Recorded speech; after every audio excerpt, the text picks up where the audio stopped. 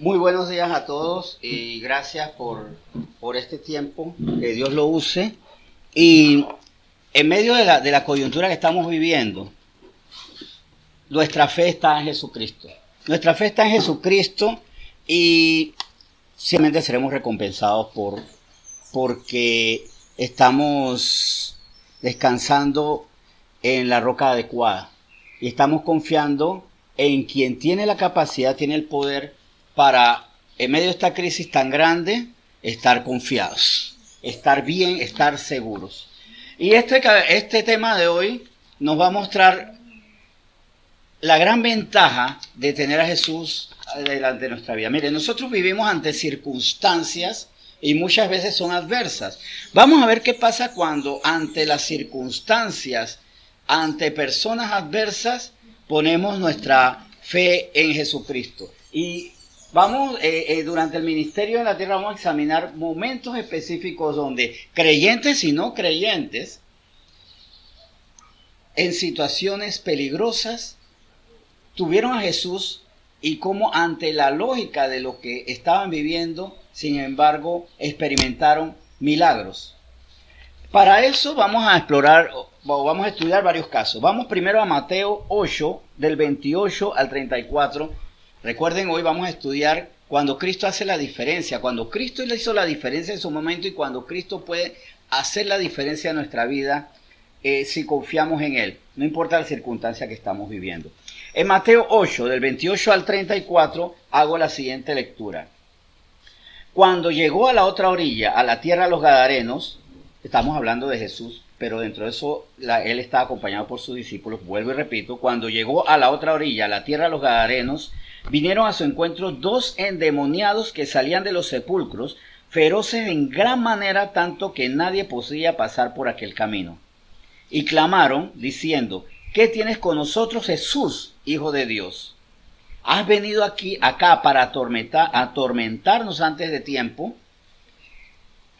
Estaba paciendo lejos de ellos un hato de muchos cerdos. Y los demonios le rogaron diciendo: si nos echas fuera, permítenos ir a aquel hato de cerdos. Él les dijo: id. Y ellos salieron y se fueron a aquel hato de cerdos. Y aquí todo el hato de cerdos se precipitó en el mar por un despeñadero y perecieron en las aguas.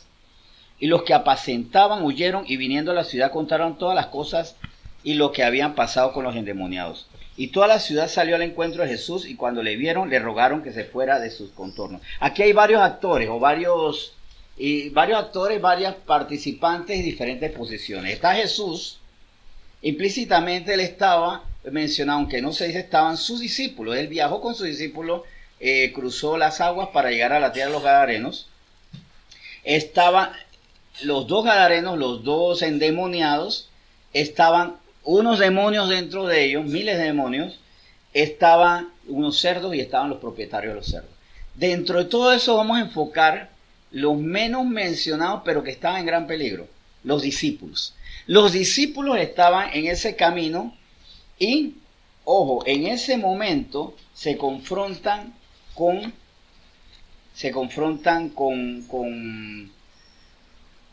unos endemoniados. En el versículo 28 destacamos esta frase. ¿Cómo eran ellos?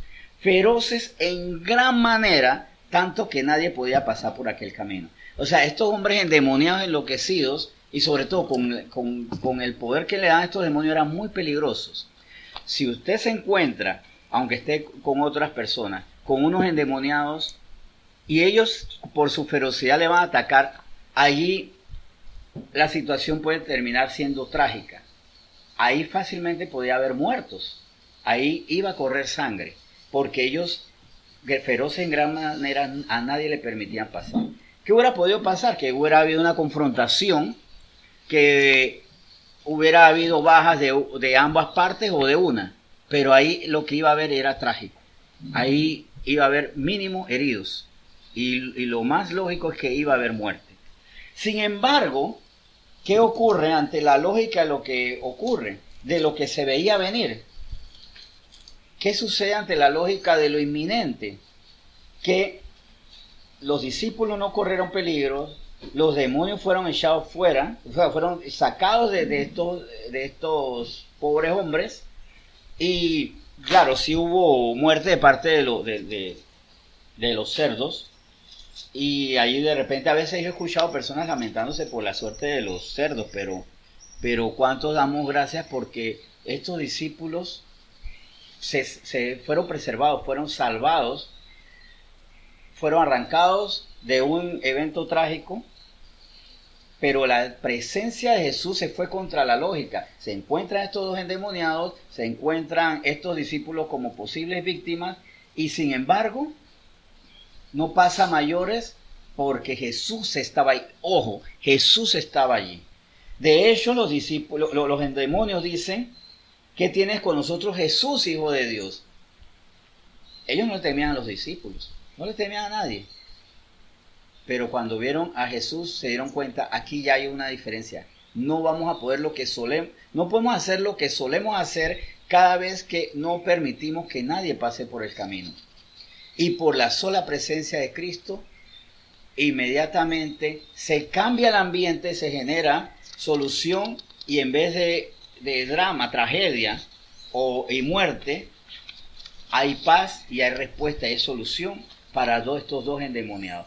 Los discípulos vieron el poder de Dios, fueron preservados y estos hombres, estos endemoniados, fueron libres, fueron liberados de la posesión demoníaca que estaban viviendo. Jesús hizo la diferencia en ese momento, teniendo poder, potestad sobre esos demonios. Pero también Jesús puede cambiar el curso lógico, inminente y trágico de las situaciones, aun cuando la naturaleza nos ataca. En Marcos 4, del 35 al 40, se narra un evento donde los discípulos están en medio de una tempestad. Leemos Marcos 4, del 35 al 40, las siguientes palabras. Aquel día, cuando llegó la noche, les dijo Jesús: pasemos al otro lado. Y despidiendo a la multitud, le tomaron como estaba en la barca, y había también con él otras barcas. Pero se levantó una gran tempestad de viento y echaba las olas en la barca de tal manera que ya se anegaba. Y él estaba en la popa durmiendo sobre un cabezal. Y le despertaron y le dijeron: Maestro, ¿no tienes cuidado que perecemos? Y levantándose, reprendió al viento y dijo al mar: Calla, enmudece. Y cesó el viento y se hizo grande bonanza. Y les dijo: ¿por qué estáis así amedrentados? ¿Cómo no tenéis fe? Aquí nuevamente la palabra de Dios es la que le pone freno a los peligros que yo estoy atravesando. La palabra de Dios es la que dice: aquí no va a ocurrir el mal que ustedes temen. ¿Por qué? Porque Él, por su palabra, dio orden a los vientos, dio orden a la tempestad, a las aguas, alto. Aquí no va a ocurrir tragedia, aquí nadie va a perecer. Él teniendo poder. La lógica, o sea, los discípulos ante qué estaban, ante la tempestad. Estaban ellos delante de la tempestad. Y a pesar de eso, no pasó nada. Vamos a ver que dentro de esos discípulos había pescadores experimentados. Si hubieran sido un grupo de turistas, bueno, cualquier tormenta a uno lo asusta. Como el que no es tripulante de un avión y el avión cae en una depresión en el aire y se mueve, ya uno dice: me morí. Pero le voy a decir algo: si usted está en un avión y ve que la tripulación está tranquila, no se asuste. Pero cuando la tripulación se asusta, usted atérrese, porque ellos sí saben lo que es peligroso. Dentro de este grupo de discípulos había pescadores y ellos sabían que la situación no era cualquiera y estaban en peligro de muerte. Sin embargo, Jesús hizo la diferencia. A veces yo, sabiendo las consecuencias, me aterro. Hay situaciones que yo me aterro por ignorancia, pero es por lo menos como quien administra el hogar. Ahí no hay dinero y a veces la esposa o el esposo administra los dineros y todos estamos preocupados. Cuando ya la persona que administra los recursos se asusta, entonces ya sabemos que la situación es peligrosa. Y eso genera más terror. No niego la posibilidad de que los discípulos, los que no conocían tanto el mar, cuando vieron a los que sí sabían asustarse, ahí sí dijeron: se nos acabó la vida. Sin embargo, Jesús que era carpintero, como humano, no tuvo miedo porque por encima de su condición humana como carpintero, él tenía su posición divina como hijo de Dios y sobre quien era entregada toda potestad, y por eso él no temió mal alguno, calmó la tempestad, y ahí al final le hace un llamado a que corrijan dos cosas. Primero, ¿por qué estáis así amedrentados? ¿Por qué tienen miedo? ¿Por qué tienen miedo si yo estoy aquí?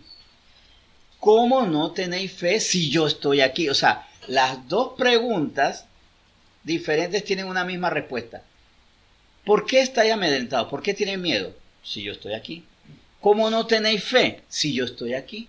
Entonces, ¿por qué yo tengo miedo? Porque estoy viendo las circunstancias pasajeras, pero no estoy viendo a quien tiene dominio sobre esas circunstancias.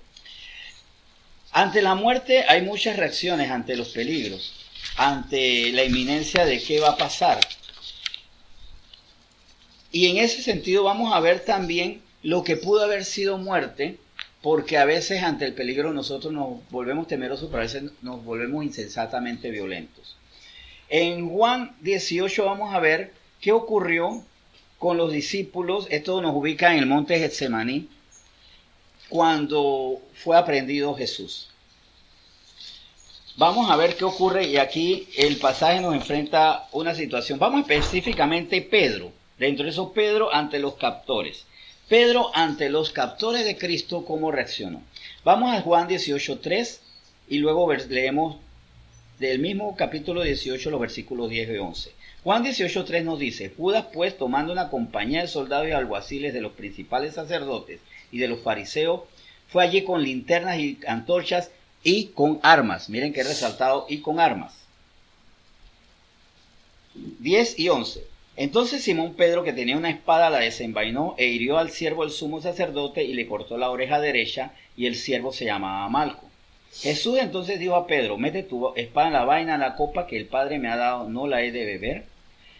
O sea, Pedro ante los captores, con armas, con soldados profesionales y con una comitiva con autoridad religiosa para atestiguar y para que no se le quitara de repente la decisión o sea, los soldados sabían con quién estaban y a quién tenían que rendir cuentas.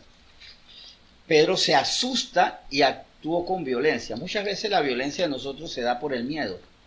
Por miedo arremetemos contra quien se mete con nuestra familia, arremetemos con quien se mete contra mi casa.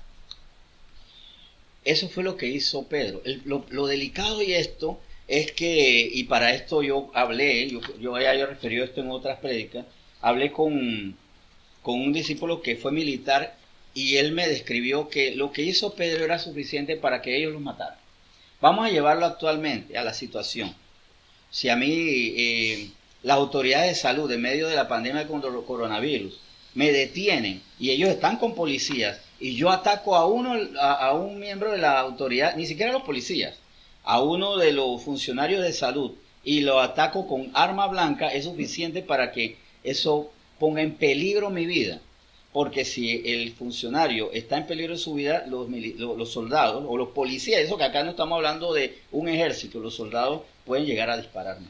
Acá los soldados que tenían espadas, de hecho la espada que tenía Pedro podía ser contrarrestada con las lanzas, con las armas de los soldados, hubiera podido producir la muerte de Pedro, la muerte de Jesús incluso, y hubiera echado al traste un plan elaborado de la eternidad, porque era necesario para que se cumpliese la profecía que Jesús fuera una cruz, que allí fuera humillado, que sus barbas fueran aladas, que su rostro fuera escupido, de que se le diera vinagre y hiel, de que él dijera las palabras: Padre, Padre, ¿por qué me has abandonado? Que allí él exhalara su último aliento. Había una serie de señales que se tenían que cumplir en la cruz. Si Jesús hubiera muerto antes, no se hubieran cumplido estas señales. Y Pedro, en un acto de miedo y de imprudencia, hubiera hecho al traste todo un plan elaborado de la eternidad. como a veces nosotros podemos hacer, Dios tiene muchos planes para nosotros y por miedo o por ira los echamos al piso. Acá Jesús dijo no. Pedro ante los captores metió la pata, pero Jesús estaba allí haciendo la diferencia. ¿Qué ocurrió en la mente de los soldados? O tal vez no sé si en el momento los soldados, los soldados son gente automática. Ellos reaccionan en milésimas de segundo, en fracciones de segundo. Porque cuando uno está en una guerra, sobre todo estas batallas cuerpo a cuerpo, tu vida depende que de repente con el rabito del ojo viste que venía alguien encima, reaccionaste, pusiste el escudo en el lugar adecuado y colocaste la espada en el punto exacto para anular, para matar a quien te ataca y tú salvar tu vida.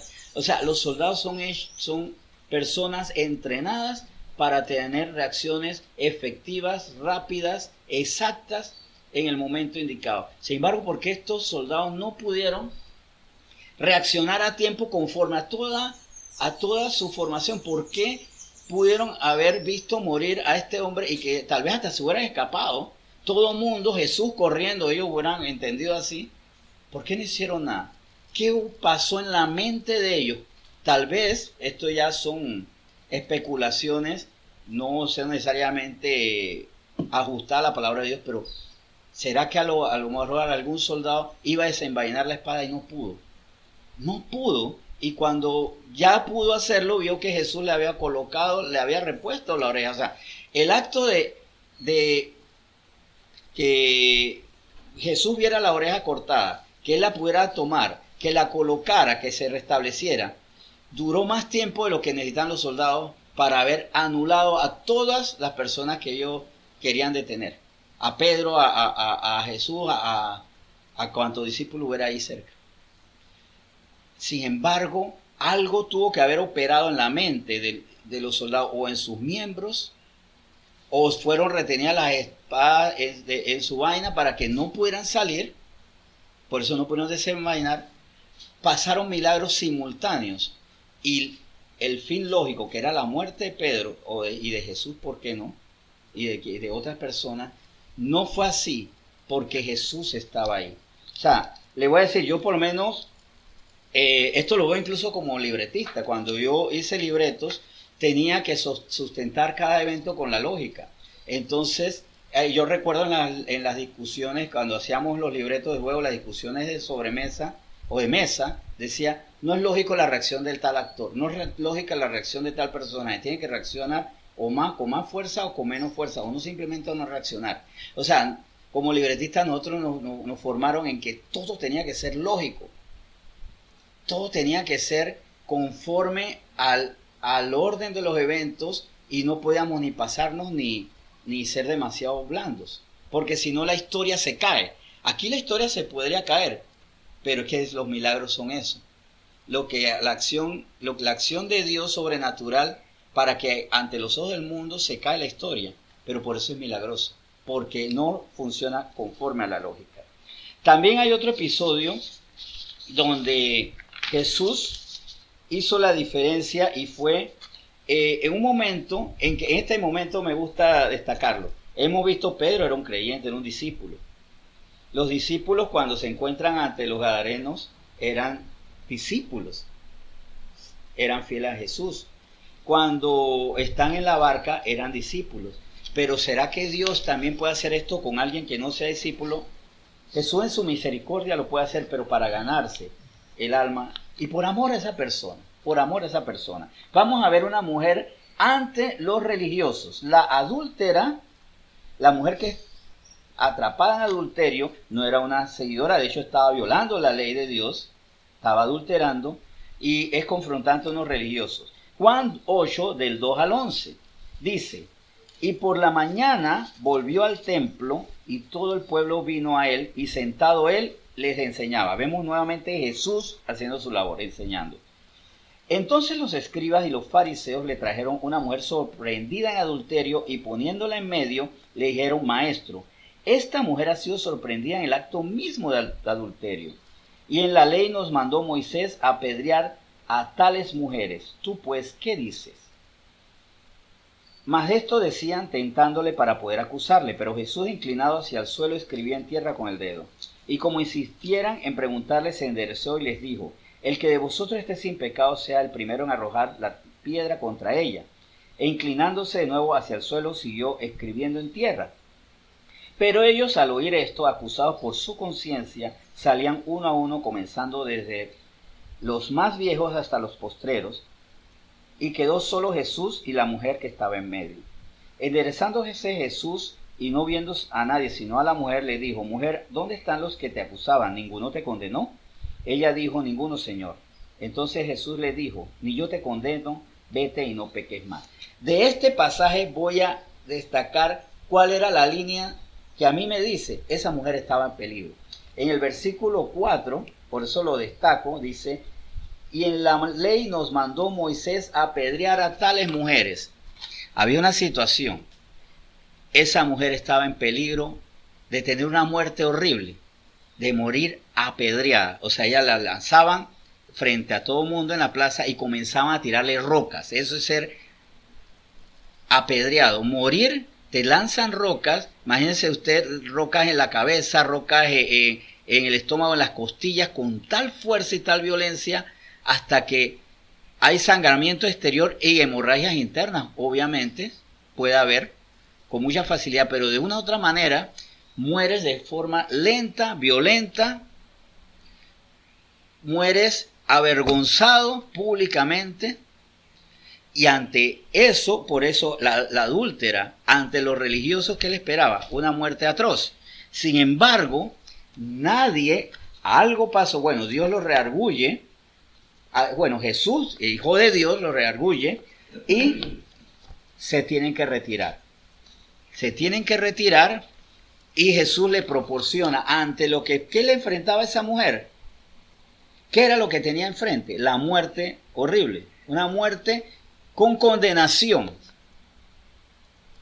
Y ante esa muerte con condenación está Jesús y ella recibe misericordia y la oportunidad de arrepentirse. Y con el arrepentimiento, levantar una nueva vida y con eso sobre todo salvación. Jesús le ofrece a ella su misericordia y la oportunidad de arrepentirse y ser salva. El mundo le ofrecía muerte, condenación. Jesús está allí y le ofrece a ella misericordia y salvación. Es lo mismo que ocurre con nosotros. Arrepentimiento y salvación es lo mismo que cuando el mundo nos miraba a nosotros como pecadores, dignos de muerte y condenación. Porque Jesús está allí, hay misericordia, hay un llamado al arrepentimiento, a levantar una nueva vida, y con eso, si yo le acepto, salvación. Aquí vemos cómo Jesús va haciendo la diferencia ante lo inminente, ante la posibilidad. Todos estos personajes que hemos visto aquí tenían enfrente la inminente muerte. Pero vamos a ver otro caso interesante donde ya no estaba la inminente muerte, la muerte que ya venía, que iba a buscarlos, sino cuando la muerte ya hizo su trabajo. Decimos que cuando ya la muerte llegó, ya el muerto está y no hay esperanza, a menos que esté Jesús. Vamos a el Evangelio de San Juan, capítulo 11. Ahí vamos a descubrir qué hace Jesús ante lo único que no puede vencer el hombre, que es la muerte. Juan 11, del 17 al 19, vamos a leerlo primero. Vino pues Jesús y halló que hacía ya 4 días que Lázaro estaba en el sepulcro. Betania estaba cerca de Jerusalén, como hace 15 estadios, y muchos de los judíos habían venido a Marta y a María para consolarla por su hermano. O sea, Jesús llega ante una persona que ya tenía 4 días de muerte. Vamos a ver del 38 al 44 ahora. Jesús, profundamente conmovido, otra vez vino al sepulcro. Era una cueva y tenía una piedra puesta encima. Dijo Jesús: quitad la piedra. Marta, la hermana del que había muerto, le dijo: Señor, hiede ya, porque es de 4 días. Jesús le dijo: ¿no te he dicho que si crees verás la gloria de Dios? Entonces quitaron la piedra de donde había sido puesto el muerto. Y Jesús, alzando los ojos a lo alto, dijo: Padre, gracias te doy por haberme oído. Yo sabía que siempre me oyes, pero lo dije por causa de la multitud que está alrededor, para que crean que tú me has enviado. Y habiendo dicho esto, clamó a gran voz, Lázaro, ven fuera. Y el que había muerto salió atadas las manos y los pies con vendas y el rostro envuelto en un sudario. Jesús les dijo, desatadle y dejadle ir. Aquí vemos que Marta y María, ¿ante qué estaban enfrentadas? Ante la muerte. Ya no había vuelta atrás. Sin embargo, Marta y María, confrontadas ante una muerte dolorosa, la de su hermano,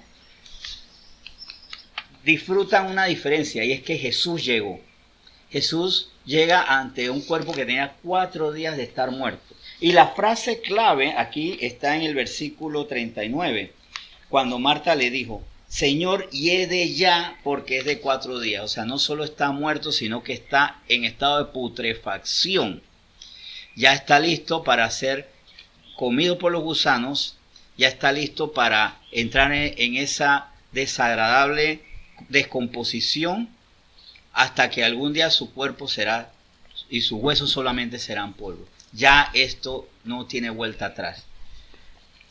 No hay vuelta atrás, como nosotros pensamos a veces con las cosas que cuando llegamos a los pies de Cristo han muerto. Hay personas que llegan con muertos en su vida, matrimonios muertos, vidas de sus hijos como muertas ya, economías muertas, saludes que ya, con una salud que los lleva a la muerte. Y nosotros hasta llegamos y decimos, ya es demasiado tarde porque ya tengo demasiado tiempo sufriendo esto. Porque no conocí a Cristo antes. Si lo hubiera conocido justo en el momento, pero ya pasó tiempo, ya no solo está muerto, sino que ya estoy viendo las consecuencias de esa muerte. Como que llega con el matrimonio muerto y dice, ¿ya cómo lo va a salvar si ya está por ejecutarse el divorcio? Ya está por darme los papeles. Ya esto ni siquiera es que estamos en pelea. Ya esto está oliendo a muerto. O ¿cómo? No es que acabo de perder el empleo. Es que me están botando de mi casa ya. Porque Jesús, si hubieras llegado o si hubiera acudido a ti cuando acabas de perder el empleo. No, pero ya me están embargando el carro. Ya me están sacando de la casa. Ya a mis hijos no le permiten hacer los exámenes porque debo la colegiatura, debo la mensualidad del colegio. Ya con eso me estoy enfermando porque ya no estoy comprando mis medicamentos. Ya es tarde. Pues para Jesucristo no es tarde. Y Él puede dar vida y restaurar ese cuerpo que estaba oliendo a descomposición. Sale de la tumba y ya no olía a muerto. Había una regeneración completa y había vuelto a su estado natural antes de exhalar su último suspiro, ¿no? Antes estaba mejor que antes de estar en la agonía. Eso es lo que Jesús hace con nuestra vida. Este mensaje tiene que cobrar un sentido muy especial porque algo puede estar muriendo en nuestra vida o algo ya murió y sobre todo o se aceleró su muerte ahora que estamos pasando esta pandemia. Algo está oliendo a muerto en nuestra vida. Y estamos mirando a ese muerto. O estamos mirando el peligro de esa muerte. Pero olvidamos que a nosotros tenemos a Jesús. Nosotros hemos invocado su nombre. Y seguimos lamentando lo que está ocurriendo. Y no descansamos en lo que Jesús quiere hacer. ¿Por qué Jesús puede hacer estas cosas? Porque recuerden que Él lo dijo antes de ascender a los cielos. Esas fueron sus últimas palabras, parte de sus últimas palabras. Toda potestad me ha dado en los cielos como en la tierra. Jesús tiene potestad sobre los espíritus y por eso los puede echar. Si usted está sufriendo porque tiene un familiar que está endemoniado, por sus prácticas espiritistas, porque se dio a la santería, a la palería, a la meditación trascendental, al método Silva, a muchas otras formas de prácticas orientales hinduistas o de raíces yorubas, por ejemplo, lo que sea. y la persona está endemoniada, no viva frente a ese endemoniado, viva frente a Cristo.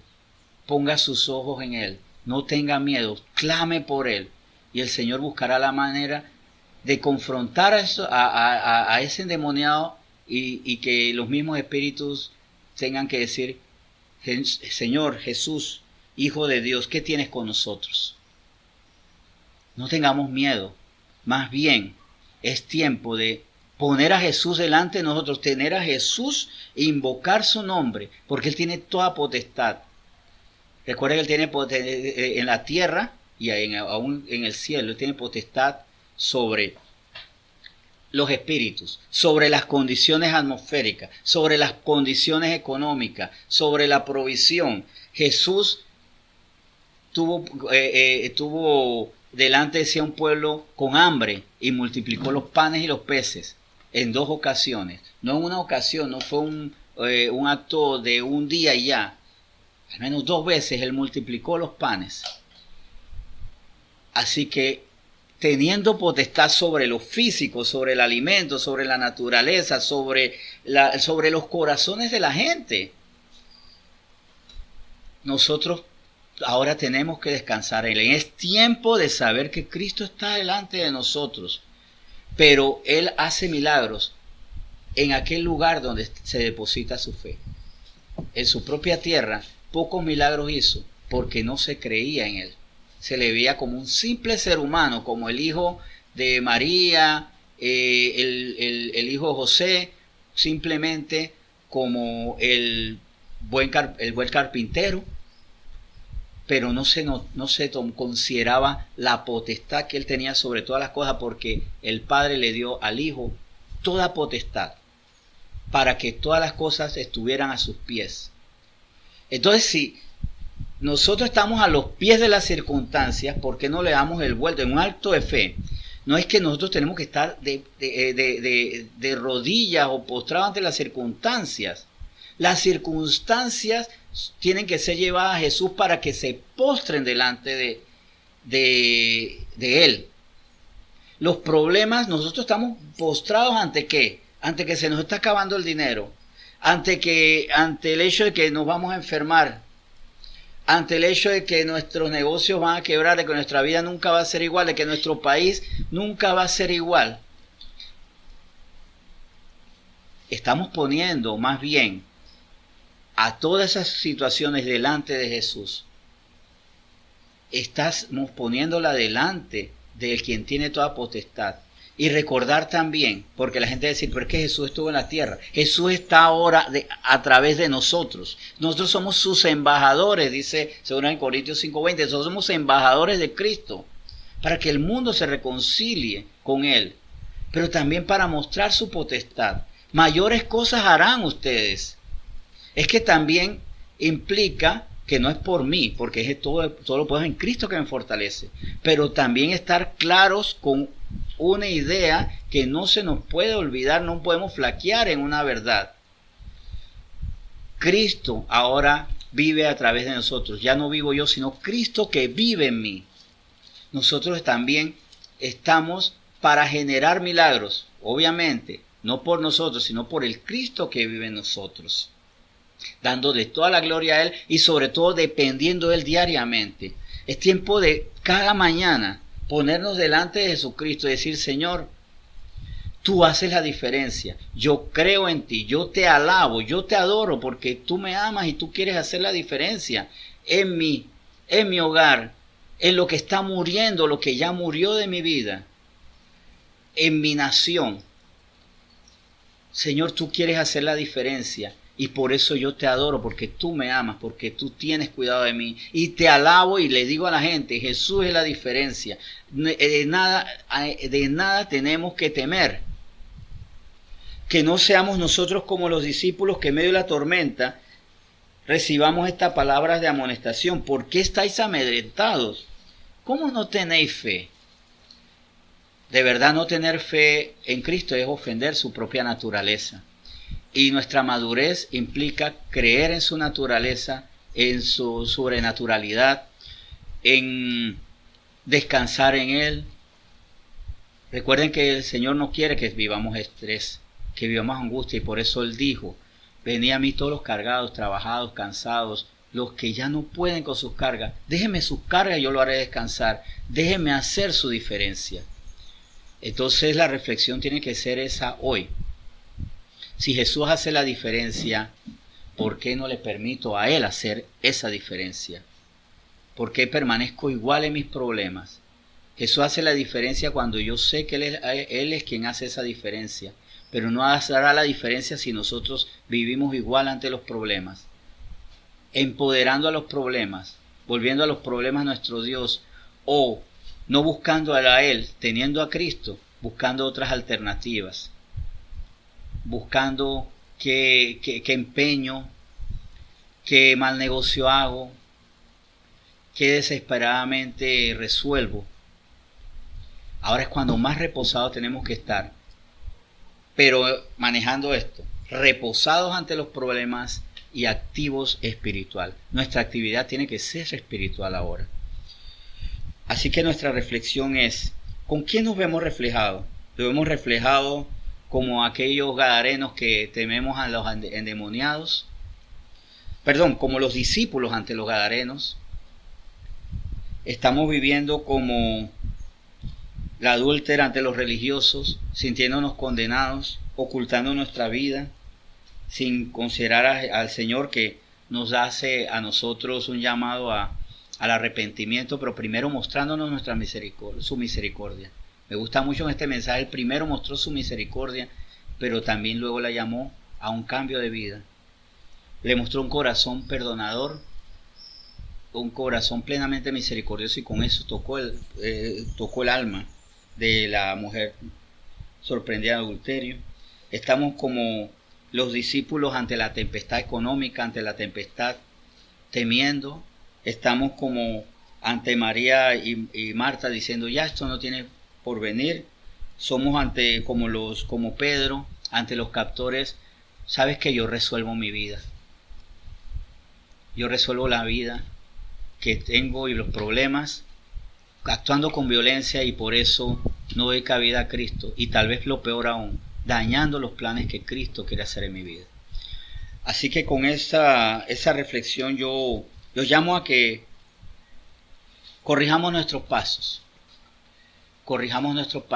Ahí están los problemas, pero Cristo está. Cristo estaba antes del coronavirus, sabiendo qué hacer.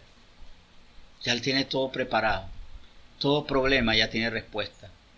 Así como antes de que la serpiente tentara a Adán y Eva, ya Jesús había obedecido, ya Él estaba listo para pisar la cabeza de la serpiente en su momento. Y por eso Dios Padre no se inventó un plan, ya Él tenía la respuesta. Ante la crisis del coronavirus y ante todas las crisis de nuestra vida, ya el Señor tiene la respuesta. Jesús dormía en la barca, esperando solamente que los discípulos no tuvieran que desesperadamente despertarlo. Jesús con alegría ahora quería abrir los ojos y verlos a ellos orando, y no llorando o desesperados, quién sabe qué, esperando la muerte. Que en medio de esto, cuando Jesús decida decir, voy a ver qué están haciendo mis hijos, no nos vea a nosotros devastados ante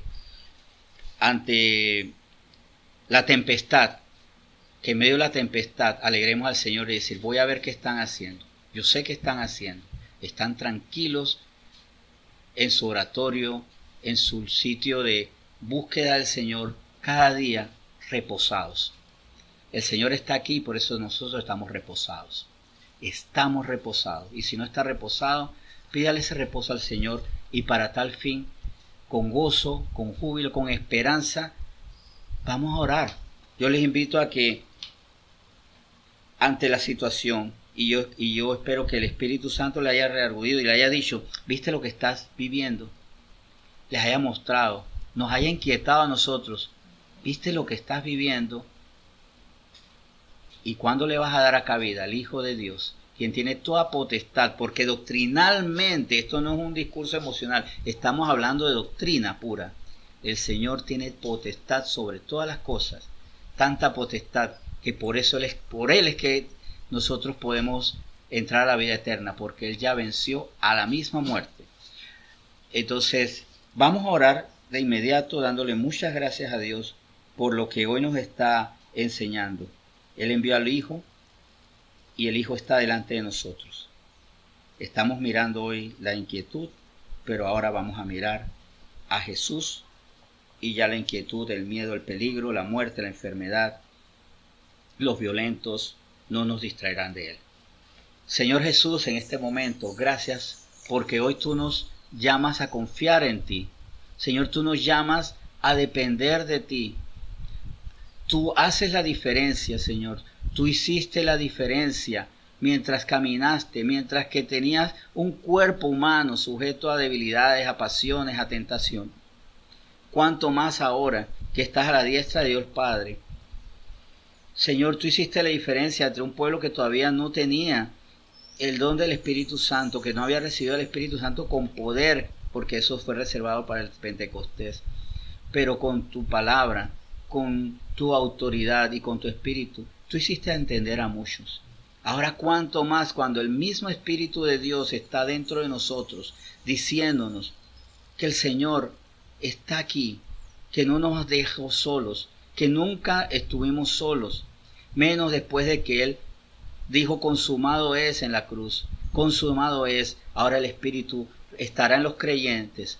Ahora, Señor, se rasgó el velo, ahora hay eternidad para todos los que invocan el nombre de Jesús, los que le entregan su vida, los que dicen, Señor, ya no temeré mal alguno, porque tu vara y tu callado para siempre estará conmigo. Aunque ande en valle de sombra y de muerte, no temeré mal alguno. ¿Cómo voy a temer si el Señor está aquí para callar a quienes me acusan, para impedir que alguien desenvaine su espada contra mí, para impedir que la tempestad me ahogue, para impedir, Señor, para impedir que la muerte descomponga mis sueños, para impedir, Señor, que la muerte, que la desgracia, que la tragedia, Señor, se apodere de mí, para impedir, Señor, que armas prevalezcan contra mí, para impedir, Señor, que gadarenos endemoniados me puedan hacer daño. No temeré mal alguno. Tú eres mi buen pastor. Ahora me toca a mí oír tu voz y seguirte, Señor, porque mientras yo te siga, verdes prados encontraré, estanques de agua pura, lugares de exquisito reposo.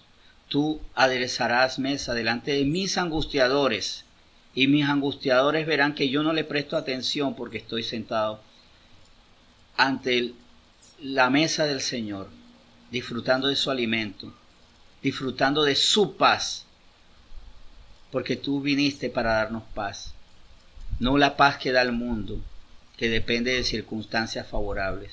Tú das una paz que está por encima de todas las tormentas, de todos los peligros, de todos los soldados que vengan a buscar y querer dañarte, Señor. Tú das una paz que se manifiesta delante de la tumba de Lázaro, delante de la tumba de mis sueños que fallecieron, pero que tú puedes revivir. Señor, perdónanos, ¿verdad? Perdónanos porque nosotros endiosamos a las circunstancias y te humanizamos a ti como si fueras alguien más. Endiosamos a los problemas y le quitamos deidad al Padre, al Hijo y al Espíritu Santo. Lo reducimos como si tu palabra, que eres todopoderoso, fuera una mentira. Y decimos, todopoderosa es la enfermedad, todopoderosa es la crisis, todopoderosa es la ruina. Perdónanos, Señor, porque estamos tan desviados, estamos tan distraídos en lo que no debemos distraernos, y creemos tanto en lo perecedero y no creemos nada en lo que nadie puede vencer. Señor, tú eres el alfa y el omega, el principio y el fin. Nadie es como tú, nadie es como tú, y le podemos decir a el pueblo, le podemos decir, ni siquiera vamos a hablar con las circunstancias, no vamos a hablar con los demonios, nada más bien decirle, nada pueden, no vamos a hablar con los problemas, vamos a hablarle a la gente de nuestro Cristo, Vamos a decirle a la gente, ya no temas, Señor, y que en esto, en vivir delante de ti, postrados delante de ti, para que las circunstancias a nosotros nos vean de pie como valientes, también sea la forma de evangelizar, dar testimonio y decir, Señor, contigo estamos confiados, nada temeremos, para que por nuestro testimonio de la obra que tú haces, más personas crean. En tiempo de temor y de tempestad, que sean cristianos valientes y sobre todo viviendo la paz, viviendo en medio de la tormenta, confiados en que las aguas volverán a su calma. Ya nosotros estamos en calma antes que se va la tormenta. Tú tienes poder sobre toda situación. Te seguimos pidiendo ahora porque nuestro país, Señor, se arrepienta, porque nuestro país busque tu rostro, ore apasionadamente, se convierta en sus malos caminos. Y resultado de esto, se sane nuestra tierra. Perdónanos por nuestra soberbia, por el no considerar la atención y la recomendación médica. Perdónanos por creer y por ser tan relativos, porque ciertamente ante la autoridad nosotros decimos, es verdad, pero eso no va conmigo. Y así hemos sido con tu palabra. Tu palabra es verdad, pero a veces decimos, Señor, lo decimos aunque sin decirlo, lo vivimos, Señor. Eso es verdad, pero eso no va a aplicar en mi vida porque yo no quiero. Perdónanos por nuestra soberbia, nuestra falta de humildad. Y ahora como ovejas que confían y creen en el buen pastor, en el amor del buen pastor, ahora oiremos tu voz y por tu voz ya no escucharemos los aullidos de los lobos que están alrededor, porque estamos en tu redil. Bendito tú eres, Hijo de Dios. Gracias por tu misericordia, por tu bondad. Aquí estamos delante de ti, bendiciéndote y diciéndole al mundo entero, Señor, nuestro Dios es fuerte, es más fuerte que el mal que te persigue y que la fatalidad que te quiere derrotar. No hay fatalidad que nos pueda derrotar, porque quien tiene toda potestad sobre los cielos, sobre la tierra, sobre la naturaleza, sobre la enfermedad, sobre la muerte, sobre la escasez, está aquí con nosotros. Y por eso hoy te bendecimos. Bendígalo con todo su corazón, con alegría, al Hijo de Dios, al que venció la muerte, el que dejó una tumba vacía, no la tumba de Lázaro solamente, sino su propia tumba. Y esa tumba nunca más fue ocupada, porque la muerte ya no ocupa lugar cuando vence el Hijo de Dios. En nombre de Jesús te damos gracias por este tema. Amén.